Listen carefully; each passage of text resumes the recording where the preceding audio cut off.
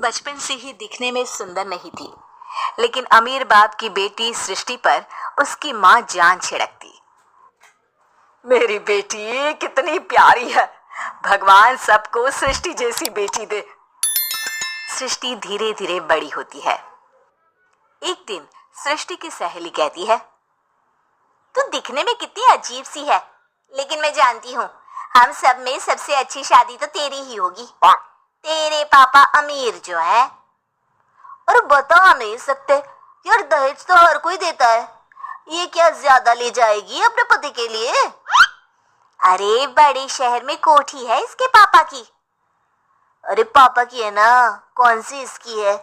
इसकी होती तब तो कोई भी लड़का इससे शादी कर लेता। अरे पापा की मतलब पापा की है तो मेरी ही है ना? किसने कहा? अब तेरी तो तब होगी ना जब तेरा भाई ना हो। वैसे भी शादी के बाद सारी प्रॉपर्टी भाई के नाम होती है।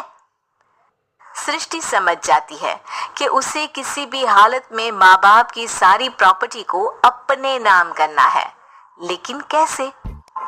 एक दिन सृष्टि का भाई शीनू कहता है, बहन क्या कर रही है? तुझसे एक बात करनी है।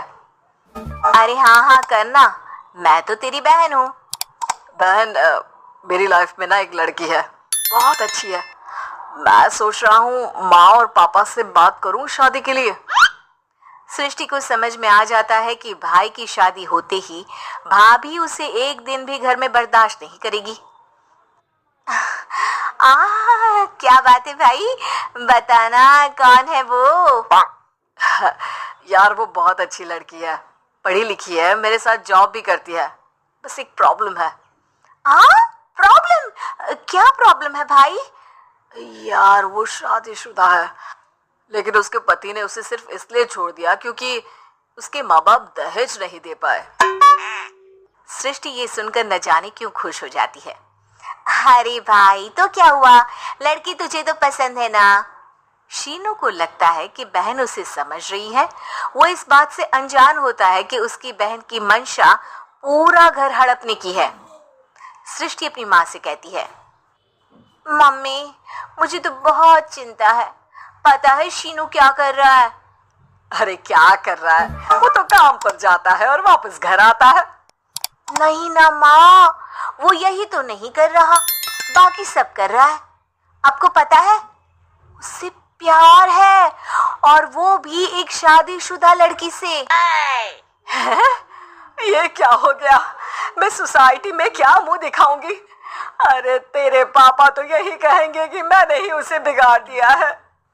माँ देखो मेरी बात मानो, पापा पर भी विश्वास करने की जरूरत नहीं है। अब आप ही बताओ, पापा इतनी देर घर के बाहर रहते हैं क्यों? बोलो। अरे बेटा वो तो नौकरी करते हैं ना। तू बहुत भोली है माँ, पापा का ऑफिस तो 7 बजे खत्म हो जाता है, लेकिन देखो कितनी देर से आते हैं। अरे नहीं बेटा, ऐसी कोई बात नहीं है। सृष्टि माँ को एक औरत से बात करते पिता की फोटो दिखाती है।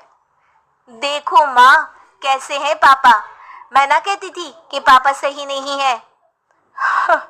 मैं तेरे पापा से बात करूंगी, दे फोटो मुझे।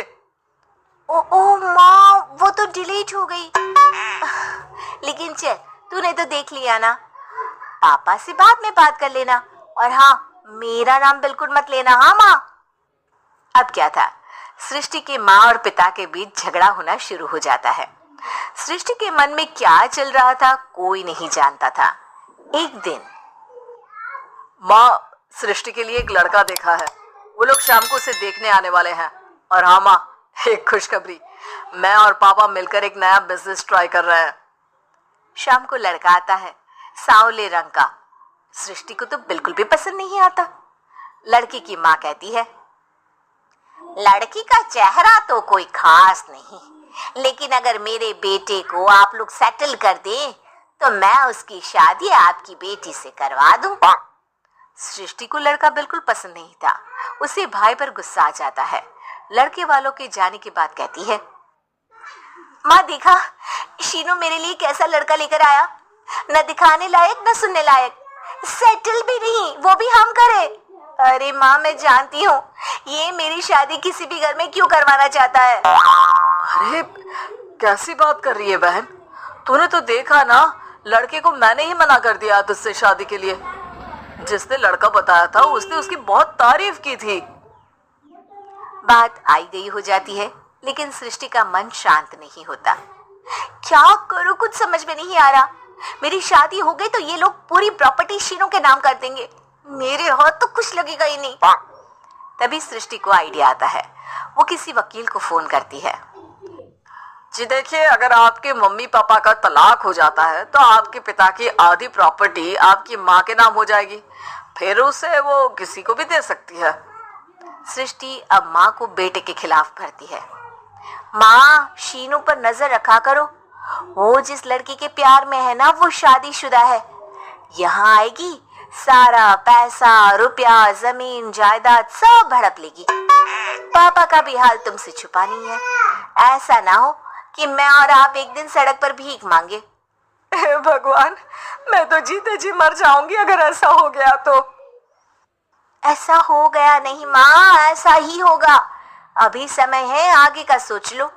मैं तो कहती हूँ पापा से आधी प्रॉपर्टी लेकर अलग हो जाओ। पापा की आधी प्रॉपर्टी भी हम लोगों को अगर मिल जाती है ना तो अगले 7 जन्म सफल समझो। बेचारी माँ बेटी के कहने पर पति से तलाक लेकर अलग हो जाती है। सृष्टि अब पैसों से गाड़ी और अपने दूसरे महंगे शौक पूरे करने लगी। उसके दोस्त भी उसके पैसे इस्तेमाल करते। सृष्टि, कल तुम कहाँ थी? मैं सारा दिन घर पर अकेली थी। तो मैं क्या करूं? मैंने ठेका तो नहीं लिया है ना तुम्हें संभालने का। माँ को सृष्टि से ये उम्मीद नहीं थी। वो बैठकर रोने लगती है। वहीं उसका पति यानी कि सृष्टि के पिता आ जाते हैं। मैं जानता था कि तुम्हारा यही हाल होगा, तो आपने मुझे रोका क्यों नहीं? मैं रोकता तो तुम रुकती क्या?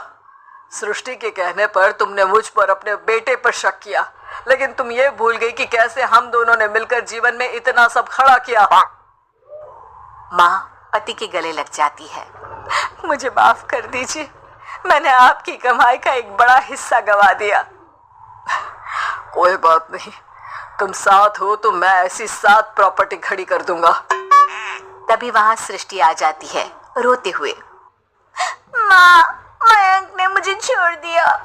वो बोल रहा था जब तक मेरे पास पैसे थे तब तक ही वो मेरे साथ था,